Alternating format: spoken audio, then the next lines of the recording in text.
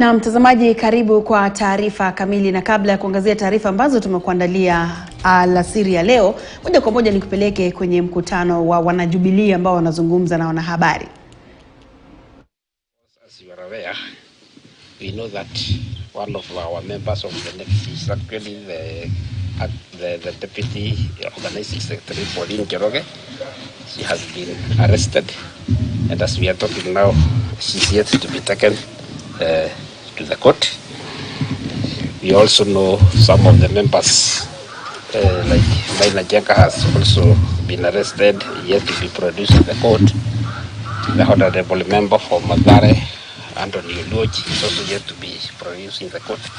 And yesterday we have even learned that the deputy, the speaker of the Makueni County Assembly, Douglas Mbilu, has also been arrested. So we are concerned about all these arrests. That's what we have come out to give the statement.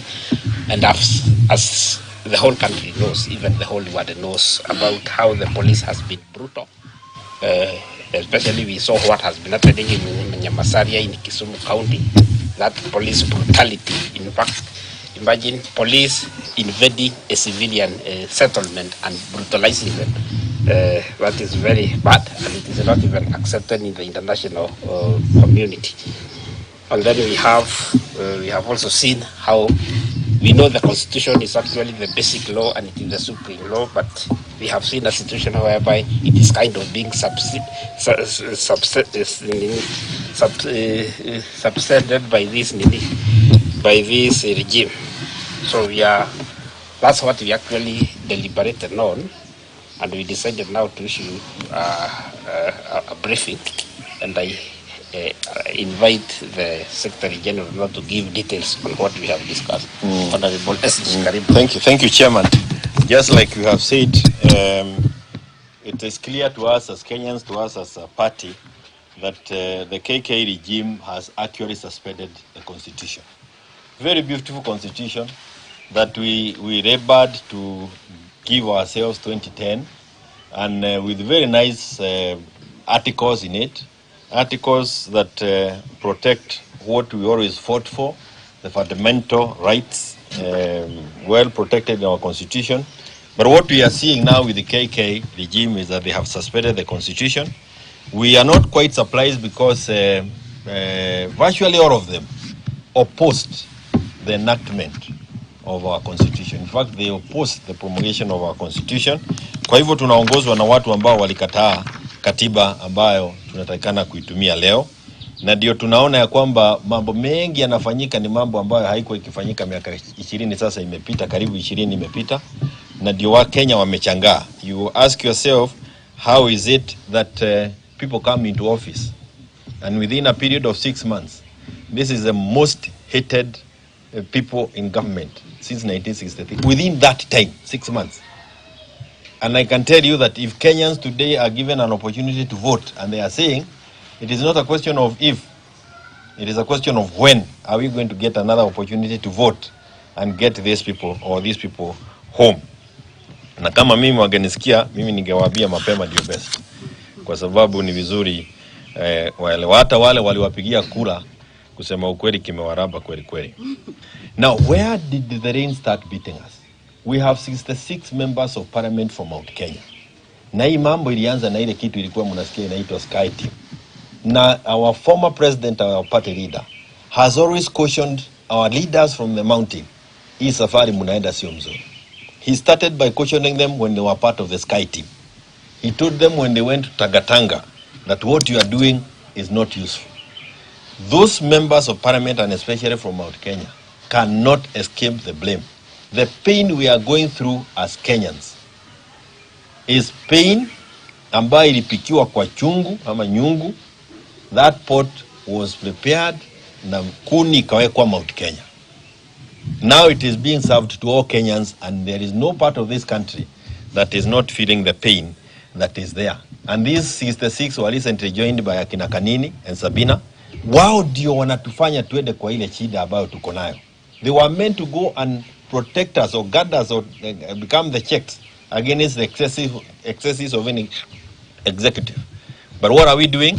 People who completely give themselves away, mind, soul and body, and until now we have nothing else left, and that is why the maandamanos are fighting their space. Even when they are painful, we see Kenyans agreeing to be part of maandamanos in their own way. And the other thing that we have discussed as a team is, without doubt, the taking away of the economy. Really, the finance bill has taken away uchumi kutoka ama biashara kutoka Mount Kenya especially. They are the ones, and remember, hii nyungu walitengeneza wakifikiria itaenda kwa wengine. Sasa watu kutoka Mount Kenya ndio biashara yao imeharibika zaidi. Their political party is being taken. Ukienda kule watoto wengi ndio wamefukuzwa shule kutoka kule. Chakula today, most of those people there are going without a meal a day. You'll be lucky to have a good meal a day from that region. Sasa sisi tutachughulikiwa kama walevi na watu wa Mogeki, sababu that is the work that has been given to the deputy, ambaye ni deputy wa inafrani. Na wao watu ambao, and I think it's important to say, we said this at Azimio, those 6-7 characters, and you know them by name, they don't speak on behalf of this community called Kikuyu. Na nataka Wakenya wengine kutoka kama kabila zingine waelewe. Mnapowasikia wakiongea kina Ichung'wa, hiyo ni mambo yao. They are not talking on behalf of us as a community. They are the ones walisema wanaenda kutoa guo pale Ichaweli, wakojoe na wajisaidia hapo kwa barabara. Hao na mdomo yao. We as a community are not that mad that we can go to defecate the home of our grandmother. Lakini tunawaambia pia watu waambie ni siku gani wamepanga tukutane na wao hapo nje. Sasa kama kimeumana na tutakutana na wao. And we are going to face them as a people also from that region, because we cannot allow them to continue with the kind of things that we know. We already know that those who defected from Jubilee Party, that the others from ODM, and went to join UDA. And you remember walituambia ni Hurubaru. Sasa we now have been left with the Subaru. Sasa tuyache kwa Hurubaru, tumewekwa ndani ya Subaru. Those who have defected wanaangaliwa kama watu ambao wako na leprosy. Ni hapa nje wanatudanganya, but inside there they are treated kama watu ambao wako na ile ugonjwa, sijui mango inaitwa nini na Kiswahili, ama ugonjwa ambao inachipua gosi.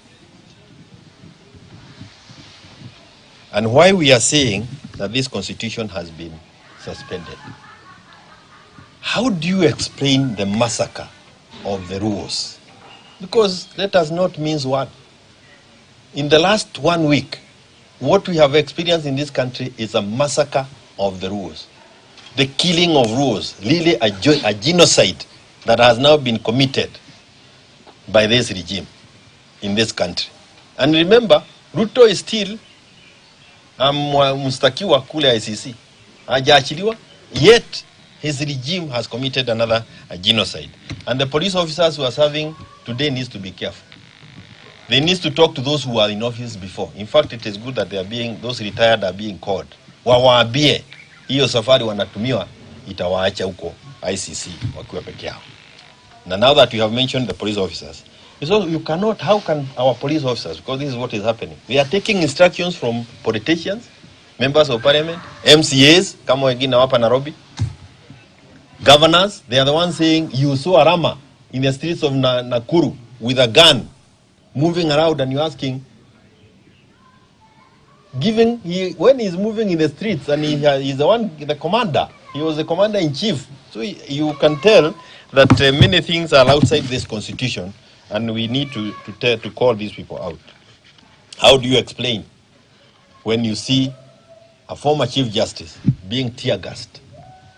And what was he doing? Taking blood kwa watoto wake who are happy to also have an interaction with him.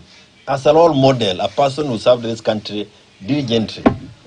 Anawapelekea mkate kusema pole. Na kuambia kama inawezekana mkipata bodi, anapigwa na tear gas. Na wao wamechukua mguu, wameenda kwa chaba ya Uhuru.